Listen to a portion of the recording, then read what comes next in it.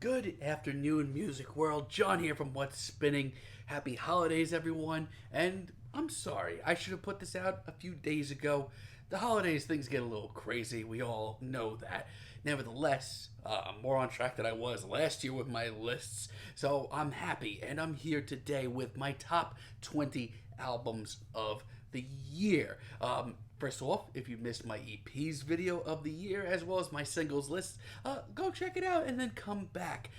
And now we're going to chat about my favorite albums of the year. Since I started this blog, my favorite albums of the year have been the likes of Kanye West's The Life of Pablo, Mount Erie's A Crow Looked at Me, the latest from FKA Twigs, as well as the last Fleet Foxes album. Some quick honorable mentions: loved albums from Viagra Boys, Welfare Jazz, Django Django, Glowing in the Dark, easily the biggest surprise of the year, at least as far as this channel is concerned. The Armed, one of my favorite hardcore and noise pop albums of the year. Gojira, easily Fortitude, one of their best albums, one of the best metal albums of the year. Want to shout out new releases from Dry Cleaning, New Long Leg, Lingua Ignota's Sinner Get Ready, that project that Converge and Chelsea Wolfe put out, as well as Arca's Kick 3.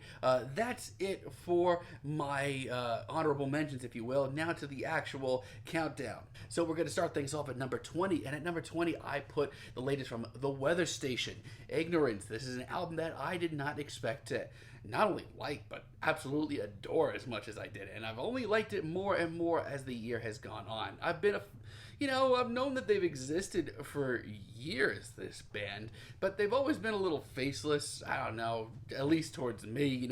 Some of their early stuff just sounded like, every other folk band and sort of chamber pop act out there. But this new one, Ignorance, is one of the most lavish, colorful, instrumentally gorgeous, thought-provoking folk and chamber pop records I've heard all year. And hits, there's so many great singles on here between Parking Lot and Robber and my favorite, Atlantic. It is just so beautiful, but also, like I said, just incredibly well written. Then at 19, I want to chat about the new Shame record, Drunk Tank Pink.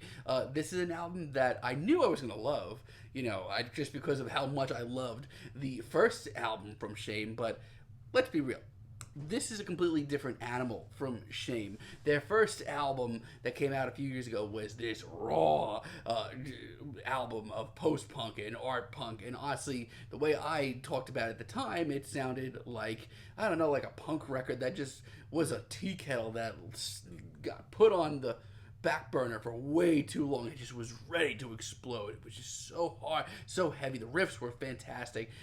It just was so poignant, so instantaneous, and it just had so many great singles.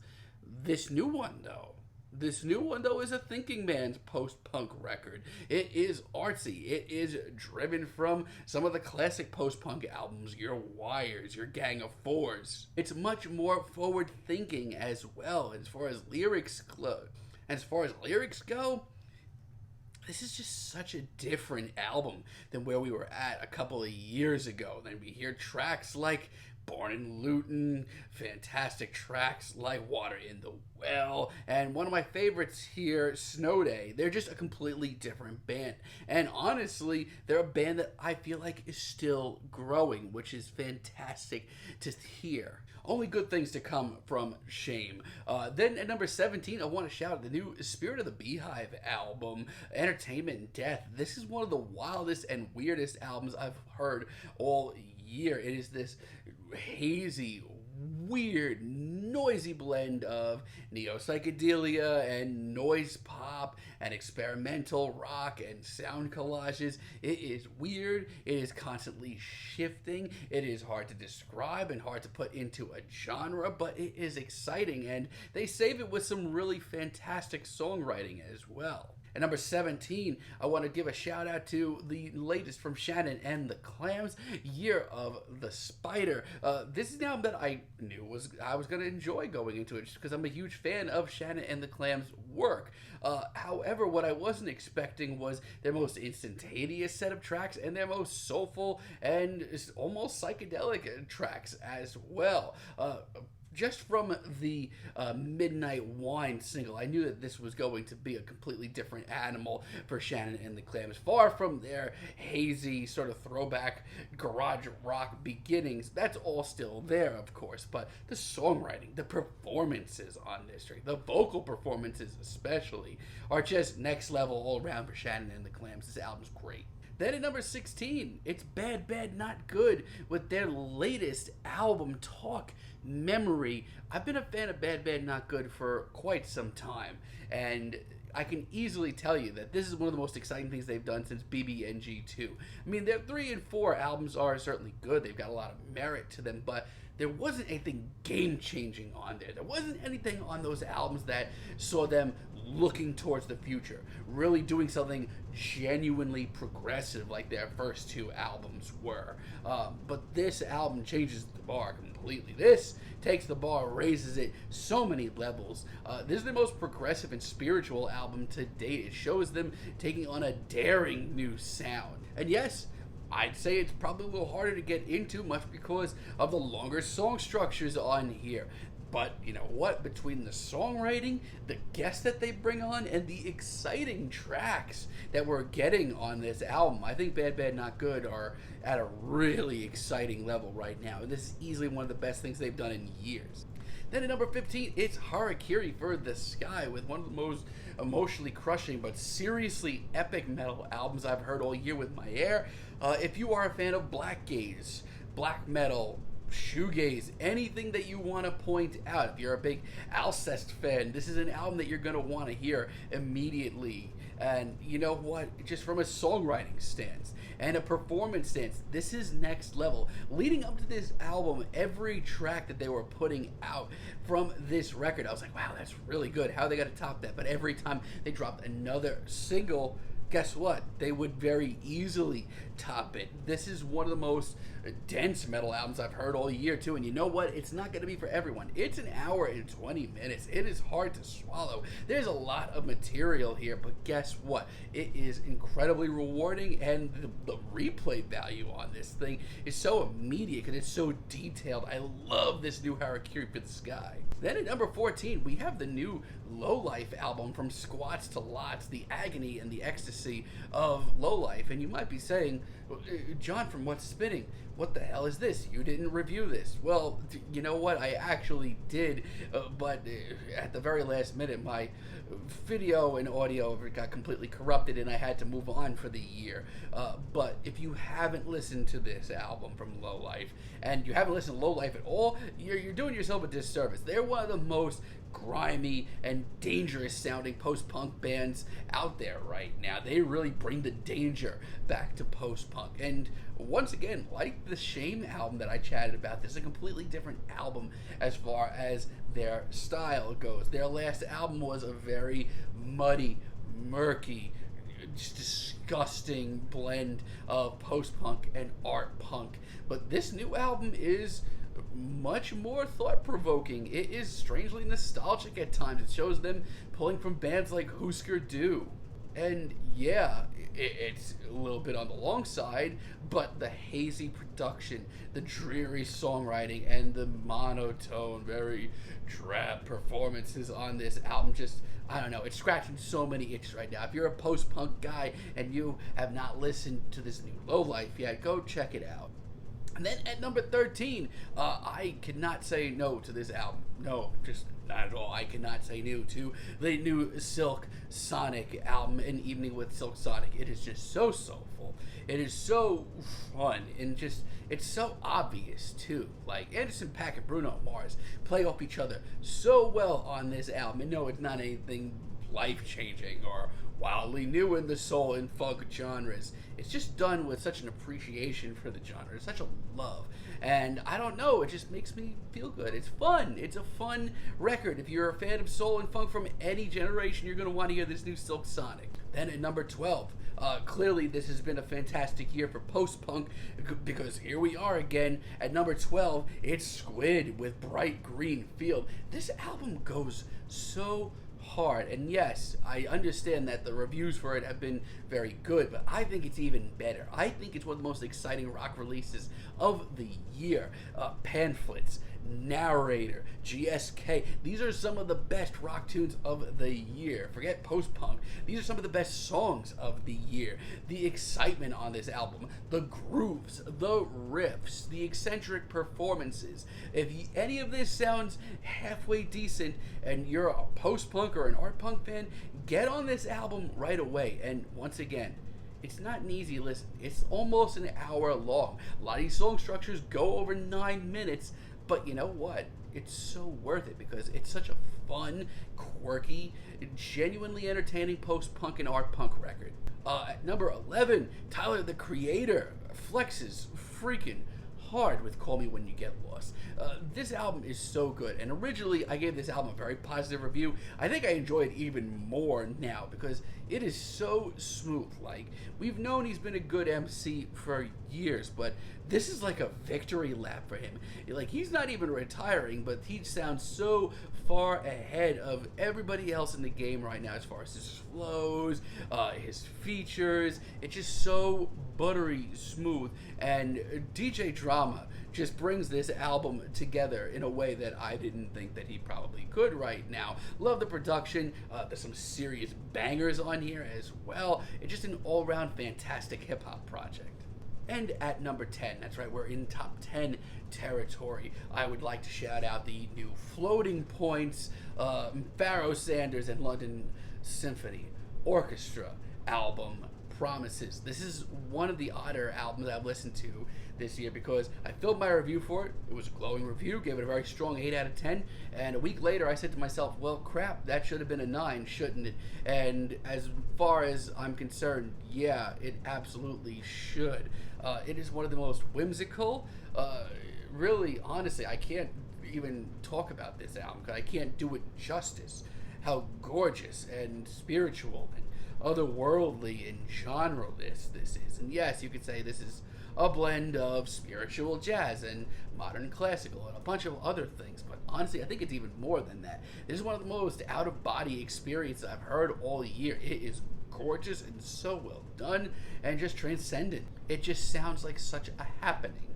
Then at number 9, Mackenzie Scott, I think, puts out her best album as Torres with Thirstier. I've always enjoyed Torres when she's at her more guitar-driven, where she's at her more concise at the end of the day. And I think it's where she's at her most poignant, and honestly, that's what we get here. This is an album that is inspired by, like, I don't know, like post-grunge and noise rock and, I don't know, 90s indie, and honestly, she does it really well. It's still super passionate, it's super emotional, as all Torres albums are, but honestly, the catchier songs, the more guitar-driven hooks, just makes things so much more memorable. Easily one of the better indie albums of the year. Then at number 8, a punk album that stole my heart from the minute I heard it and has not let it go ever since. And that would be the latest from Amyl and the Sniffers, Comfort to Me. Between tracks like Freaks in the Front and Hurts, Guided by Angels, I could freaking go on forever. This is one of the most true blue, obvious punk rock records of the year. There's nothing here that is wildly game-changing or progressive, but Amyl and the Sniffers have written a collection of the catchiest, most energetic, most infectious punk rock tracks that you will hear all year. It just makes you get up and move from the word go and doesn't stop until the album is over. Amyl and the Sniffers have such a simple formula, but they do it so well. Then at number 7, I did not see this coming, but it's the latest from Manchester Orchestra, The Million Masks of God. I've never been that much of a Manchester Orchestra guy, but between the synths and the bigger, larger-than-life balladry and the cinematic vibes to this album, I am shocked by just how emotional this album can get. I have never heard the songs like this from Manchester Orchestra. I have never enjoyed an album like this from Manchester Orchestra, but it is so incredibly emotional and powerful and larger than life and just really, really, really solid. And yes, maybe it's not as adventurous or, take on as many genres as some of their classic albums, but I don't think that's necessary because this is so good. Which leads me to my number 6 favorite album of the year. It's the latest from Miss Michelle Zauner, Japanese Breakfast with Jubilee. I've enjoyed her work for years, and I mean like a while. Like, I've enjoyed her stuff since Psychopomp, but honestly, I don't think that she's ever been as direct, as emotional, and as down to earth as she is on Jubilee. And she's doing that while writing her catchiest songs, not by a close margin, by like a huge margin. Like, the material on this album is so infectious. It gets in you and it sticks with you.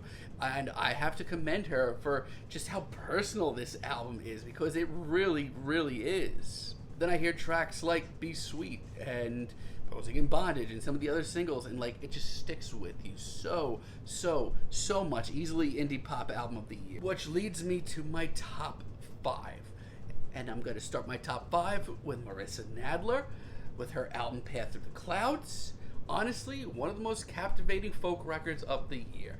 I am such a huge Marissa Nadler fan, and honestly, it's for reasons like this. She ups the game all the time. It is her usual, very ethereal, very dreamy, very atmospheric blend of folk, but at the same time, lyrically, this is so captivating. Easily her most captivating work since Strangers, mostly because she's diving here into the world of true crime. It actually adds a lot of depth, a lot of cinematic vibes to her very monochromatic world, making for really her most colorful album to date. Also, it's sort of psychedelic at points, and she brings on a lot of great guests as well. All around, another knockout from Marissa Nadler. Number 4, easily one of the most emotionally potent and riveting art pop records of the year. I'm talking about the latest from Waif. I have enjoyed Nandy's music for years, but at the end of every review I've ever done of her music, honestly, I've just sat to myself saying, I bet this could be so much larger than life. And with Mythopoetics, we get just that. Good God, some of the recordings on this album are an emotional masterpiece. Her vocal performances are staggering. If you haven't listened to tracks like Party's Over or Swimmer, go do yourself a favor, because they're some of the most ridiculous performances of any genre you will hear all year. Her vocals are absolutely staggering. And at number 3, the punk record that I've listened to more and more as this year goes on. I gave it a glowing review right from the get-go, no pun intended. Actually, hell yes, pun intended. It is the latest from Turnstile, Glow On. This is an album that I just cannot say enough good things about in the world of punk rock right now. Turnstile have taken their initial sound, the sort of throwback hardcore, post-hardcore sound that they have been working with since their first record, but they have taken that and updated it for our times, thrown in some post-hardcore, thrown in some dream pop, throws in some hazy production, and some of the catchiest songwriting you'll hear all year. Honestly, for a slew of rock singles, I dare you to find catchier tunes this year in punk than Mystery and Fly Again and Turnstile Love Connection and anything else on the rest of this album. It is so good and so obvious and so instantaneous. Like, if you have not listened to a punk record in a while and you want to like get back in pretty hardcore, this is certainly a great place to start, man. And at number 2, Hard Left Turn from that for sure. One of the most experimental and bar-raising hip-hop records that I have heard all year, to the point where I struggled not to give this album a 10, and this is something that barely ever happens. It is the emotional, it is the dreary, it is the dragging, emotionally, absolutely mind-boggling Injury Reserve album. By the time I get to Phoenix, what even is this album? I mean, I've appreciated their music for years. I truly have. But this is like the next level. This is not only the next level for Injury Reserve, this album has raised the bar for underground and experimental and abstract hip-hop. This is an emotional roller coaster. God, I'm still thinking about top picks for you, and this album has been out for like weeks and months now. it just sounds so exhausted within itself, but it still has so much to say. We've touched down on so many different topics here, and not only that, but it is just such a great remembrance of Groggs, who passed away earlier this year. It's just such a freaking trip of an album from Injury Reserve. If you consider yourself a connoisseur of the weird in hip-hop, this is just a no-brainer. And that leads me to my number one album of 2021. And I want to just say, shout outs to 2021. You know, the world is still a mess. We are still in our own little personal hell. But honest to God, this year for music has been one of the most memorable for me in years. And making this list specifically, really hard for me, honestly, at the end of the day. Just really, truly hard for me. So many records I've loved this year. So many more albums I have landed on my love list of getting an 8 out of 10 or more, considering other years. This year has been incredible. But I have to give a shout out to my number one album of the year. And this is going to be a curveball for you guys. But honest to God, the album that I listened to more this year than anything else would be that new Greta Van Fleet album. Okay, no, it's not the new Greta Van Fleet album. It's still god awful, but it's this latest from Panopticon, and again, Into the Light. I was born and raised on black metal. It's just something that's in my veins, man. And hearing this new Panopticon album, and hearing where Austin has come from leading up to this album, and what he has produced here, and what it means to him in the future of Panopticon, it is one of the most pleasing things I've heard all year. It is an emotional black metal record, but it is one that is also unbelievably adventurous and throttling and exciting, but also super emotional at times. And really, you know, it hits you hard, man, at times. You know, especially on some of those later tracks, some of those spoken word portions. My God, but then we get super epic tracks like Dead Loons and Moth-Eaten Soul, and good Lord, it is just such a riveting metal project, and it's not going to be for everyone. It is almost an hour and 20 minutes, but if you are into super intense, adventurous, fearless black metal in 2021, this is a no-brainer, and just a really, just all-around unbelievable project from Austin and the guys from Panopticon. What an unbelievable project. What an unbelievable year. Shout outs to 2021. I'm going to take 2 weeks off. I will see you guys early January. I hope you had a healthy and happy holiday, and I wish you guys the best in the new year. Let's go 2022. Let's see what you got. I'll see you guys in a few weeks.